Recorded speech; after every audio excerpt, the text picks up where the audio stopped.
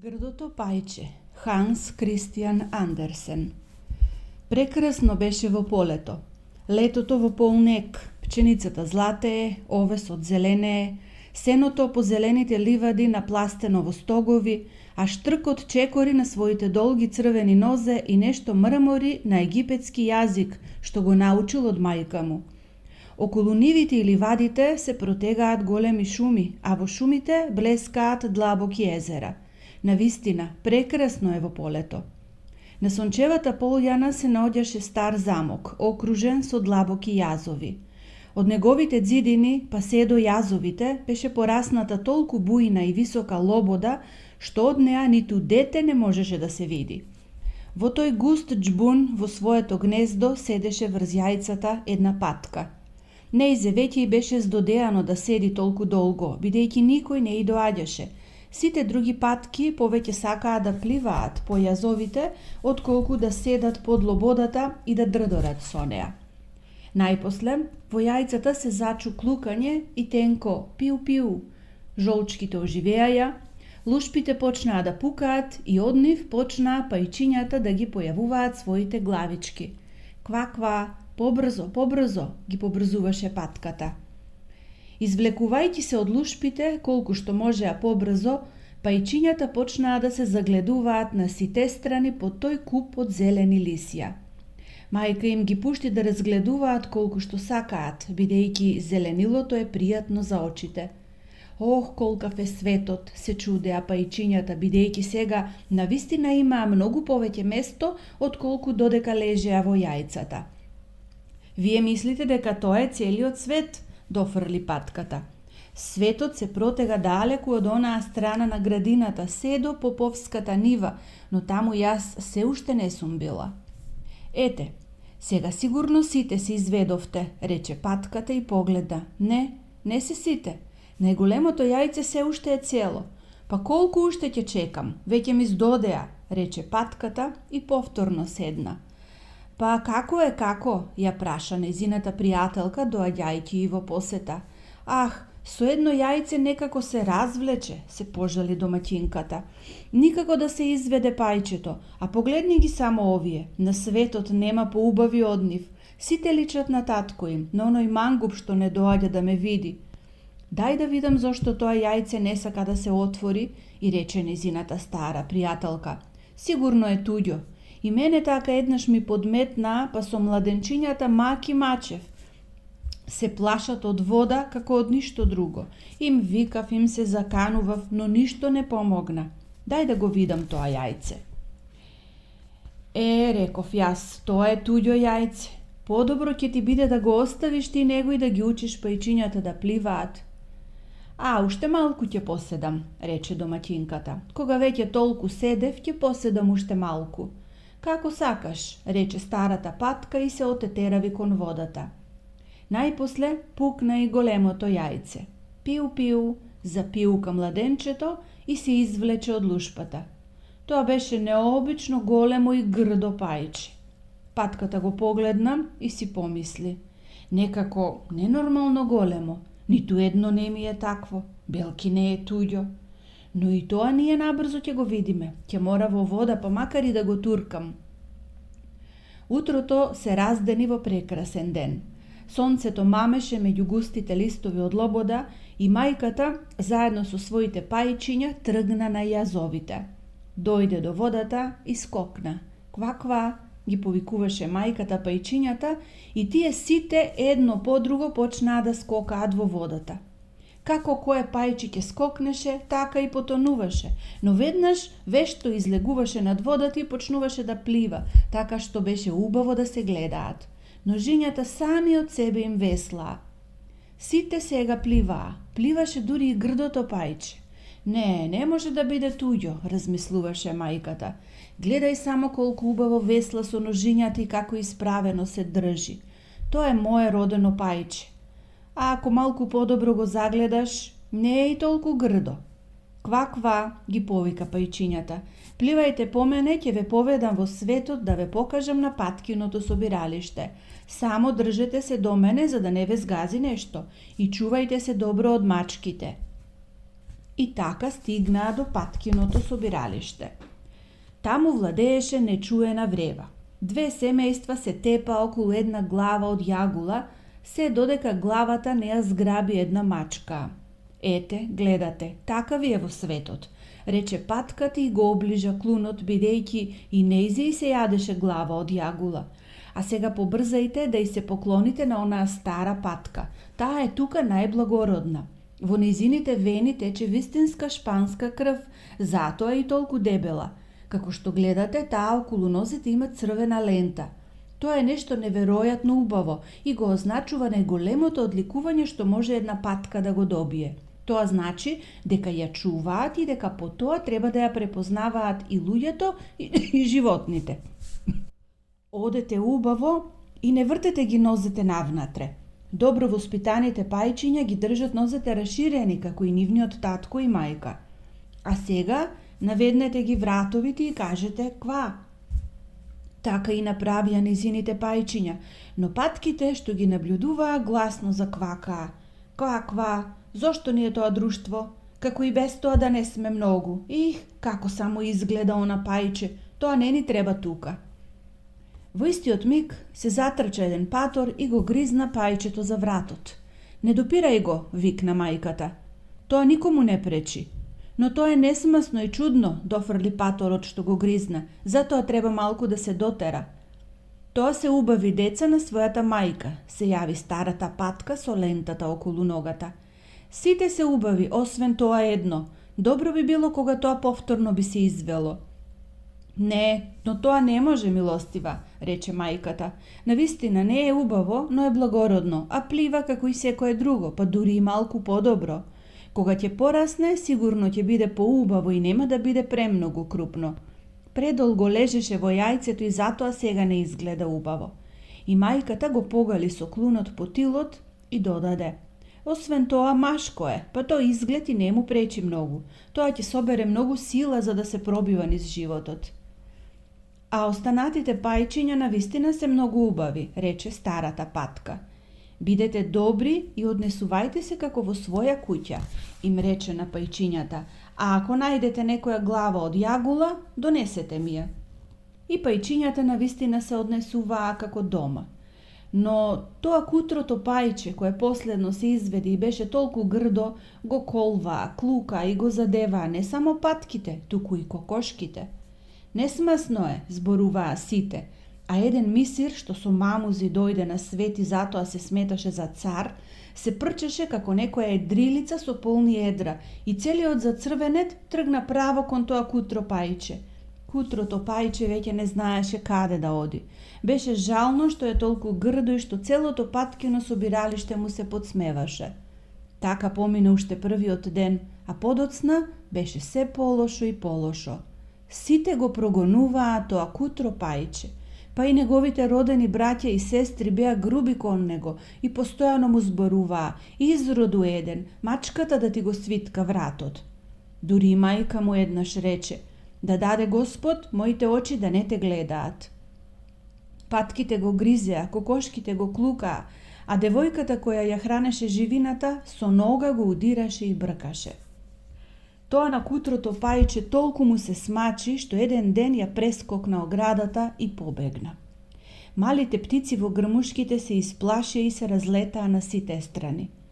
Побегна затоа што сум толку грд, помисли пајчето и ги затвори очите.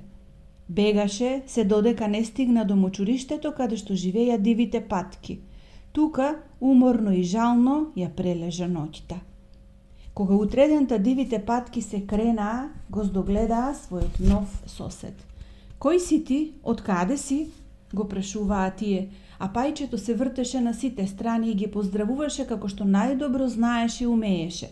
Многу си грд, му рекоа патките, но нам тоа не ни пречи, само да не се жениш со нас. Кутрото пајче, тоа и не помислуваше на женитба. Само посакуваше да го пуштат да лежи во трската и да пие вода од мочуриштето.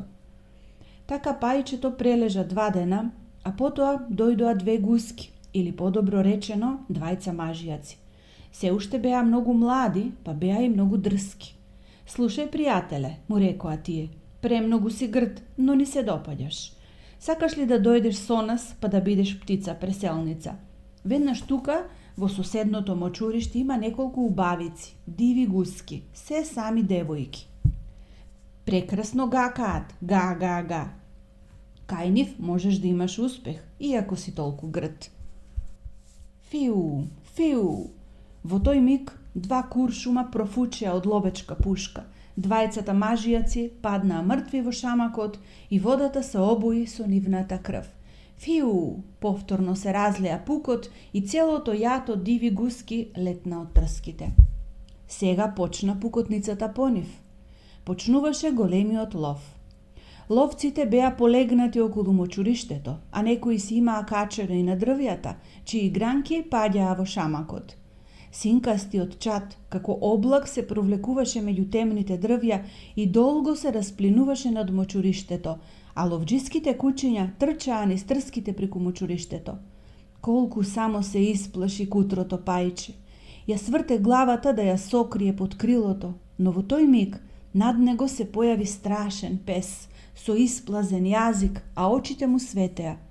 Песот ги појави забите, речиси да го допре, но не го допре. Туку замина, како и што дојде. Оф, фала му на Господ, воздивна пајчето. Толку сум грд, што ниту песот не сака да ме гризне. И така пајчето остана негибнато. Тоа се стутка, а околу него одекнуваа пукотниците една по друга. Дури кон крајот на денот настапи тишина, но кутрото пајче не се осмелуваше да се помрдне. Чекаше уште неколку часа, така притаено, а потоа погледна околу себе и одеднаш потрча колку што го носеа нозете. Дуваше ветер и пајчето одвај, размавтувајќи со нозете, одеше по нивите и ливадите. Во доцното предвечерје некако стигна до една бедна селска куќичка, која толку беше стара што и самата не знаеше на која страна ќе се сруши. А ветерот се посилно и посилно дуваше и кутрото пајче мораше да седне, за да не го однесе ветрот. Одеднаш догледа дека вратата на куќичката беше некако накривена, така што можеше да влезе во куќичката. А во таа куќичка живееше една бабичка со мачор и кокошка. Тој мачор, кого бабичката го викаше синче, знаеше да го витка грбот и да преде, знаеше дури да фрла искри ако некој во мракот го гали по влакната. Кокошката имаше многу мали и кратки нозе и затоа ја викаше кратконога. Добро несеше и бабичката ја сакаше како родено дете. Утрото веднаш го здогледаа туѓото пајче. Мачорот почна да фрчи, а кокошката да кокодака.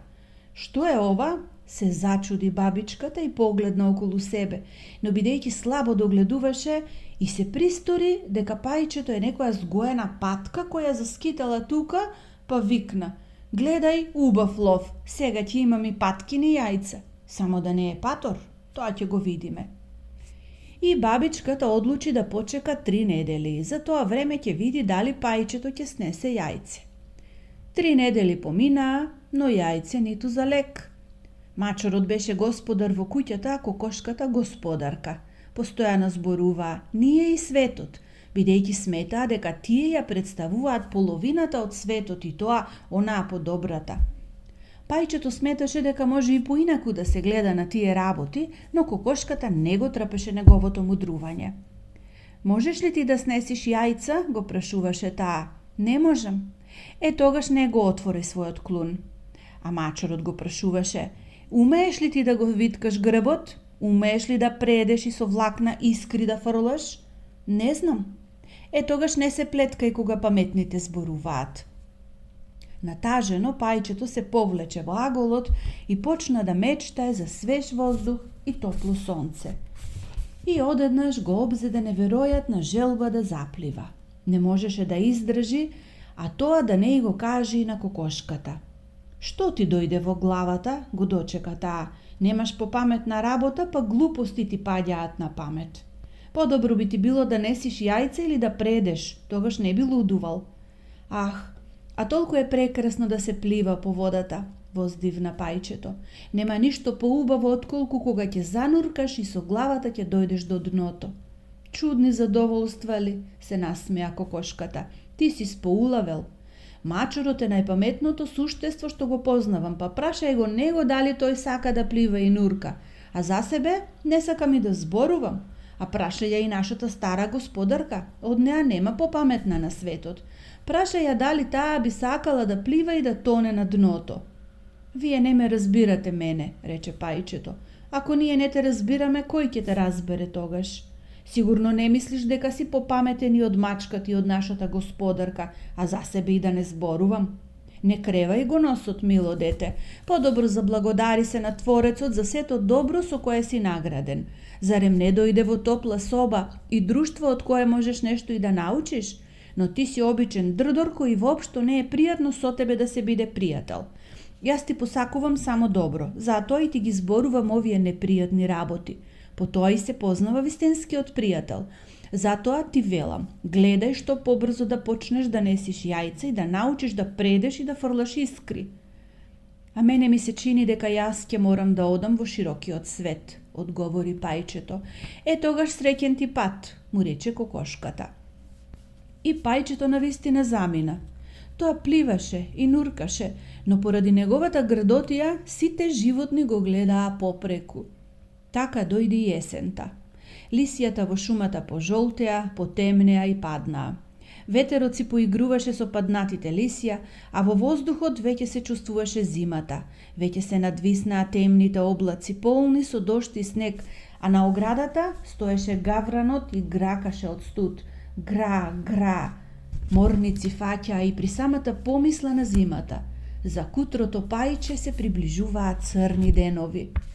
Една вечер, кога сонцето веќе заоѓаше, зад грмушките во руменилото на сонцето се појави цело јато прекрасни големи птици. Такви убавици пајчето уште немаше видено. Тие птици со долги и витки вратови беа величенствени во сјајот на својата нежна белина. Тоа беа лебеди. Кликајќи и ширејќи ги долгите крилја, летајќи од тие ладни краишта во јужните предели каде што водата не смрзнува. Лебедите летаа високо, високо и малото пајче го обзеде некое чудно чувство. Тоа на водата се вртеше како некое тркало, а потоа одеднаш го истргна вратот, ја крена главата колку што можеше и пушти толку силен и продорен крик што и самото се исплаши од него. Пајчето никако не можеше да го одвои погледот од тие прекрасни и среќни птици. А кога тие потполно исчезна од неговиот поглед, повторно се нурна на дното. А кога повторно излезе од водата, беше како избезумено. Тој и не знаеше како се викаат птиците, ниту каде летаат, но чувствуваше дека ги засака како ништо дотога што не засакало. Меѓутоа, пајчето не им завидуваше. Та, како тоа би можело да посака да биде толку убаво? Тоа би било пресреќено кога барем патките ги би го примиле во својата средина. Кутрото грдо пајче. А зимата беше ладна, толку ладна. Пајчето мораше постојано да плива за да не замрзне водата, но отворот во кој пливаше сепак од ноќ во ноќ се намалуваше. Пајчето мораше со сета сила да весла со своите ножиња за да го спречи потполното смрзнување на водата, но сепак на крајот потполно омлитаве, застана и се смрзна во новата кора мраз. Утрото најде еден селанец, па кога виде што се случило, тој го искрши мразот со својата десна кломпа и го однесе пајчето кај својата жена. Во нивната куќа пајчето повторно оживеа. Нивните деца сакаа да си играат со него, но тоа си помисли дека и тие сакаат да му наштетат, па затоа побегна. Бегајќи од нив, тоа падна во ведрото и така целата просторија ја испрска со млеко. Жената почна да вика, да ги крши рацете, а пајчето од страв падна врз садот со масло. Потоа во ноќвите со брашно и дури потоа целото избрашнето некако се најде на подот. Сепак повторно создаде врева. Жената се развика и фрли со машата по него, а децата со смеење и викање се втурнаа по него да го фатат. За среќа, вратата беше отворена, па пајчето побегна надвор, се пикна во една грмушка и изнемоштено падна во свежиот снег. Премногу тажно би било кога би ги раскажале сите неволји кои пајчето ги претрпе во текот на долгата зима. Лежеше во малото мочуриште меѓу трските, се додека долго очекуваното сонце не огреа повторно. А потоа и чучулигите запеаја и дојде прекрасната пролет. Еден ден пајчето се размавта со своите крилја, а тие, сега зацврстени, зашушкаа посилно отколку кога и да е порано, и пајчето се устреми нагоре.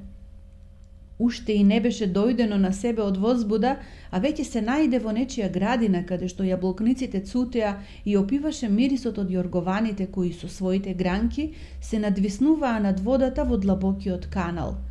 О, како сето тоа беше прекрасно! Како опиваше с дивот на пролетта! Шуштејќи со крилјата и полека лизгајќи се по водата, одеднаш зад џбунот се појавија 3 бели лебеди.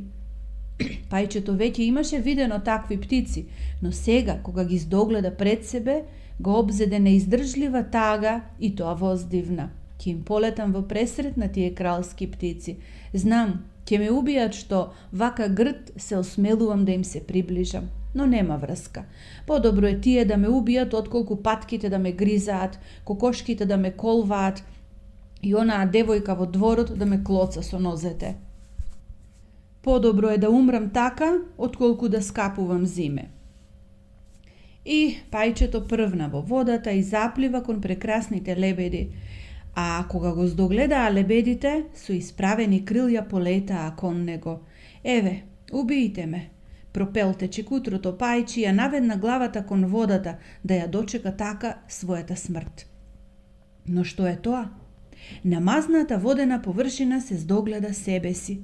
Тоа веќе не беше она несмасно сиво и грдо пајче, туку вистински лебед. Не беше пресудно тоа што се изведе во паткино гнездо, туку што на светот дојде од лебедово јајце.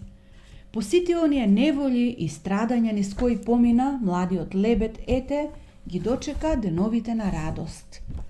И тој навистина знаеше да го цени овој миг на среќа. Големите лебеди плива околу него и го милуваа со своите клунови. Во градината дотрчаа неколку момчиња и девојчиња и почнаа да фрлаат во водата парчиња леб и зрна. Одеднаш најмалото момче извика: "Еве, нов лебед!" И останатите деца се израдуваа и заплескаа со рацете. "Нов лебед, нов лебед!" Подскокнувајќи од радост, децата отрчаа по своите родители, а кога сите се собраа околу лебедите, сите во еден глас повторуваа: "Овој новиот е најубав, најмлад, а најубав." А старите лебеди се тргнаа и се поклонија пред него. Младиот лебед се засрами и ја сокри главата под левото крило. Од голема среќа беше потполно збунет. Беше понесен од чувството на ненада и на среќа, но не и со чувство на надуеност. Тој добро се сеќаваше на тоа како го прогонуваа и го исмеваа, а сега ете зборуваат дека е најубавиот меѓу овие прекрасни птици. Расцветаниот јоргован ги пружа своите гранки кон него, а сонцето го грее толку топло и толку нежно. Младиот лебед ги рашири крилјата, ја исправи главата и од длабочината на своето срце заклика: "Кога бев грдо пајче, за ваква среќа воопшто и не сонував."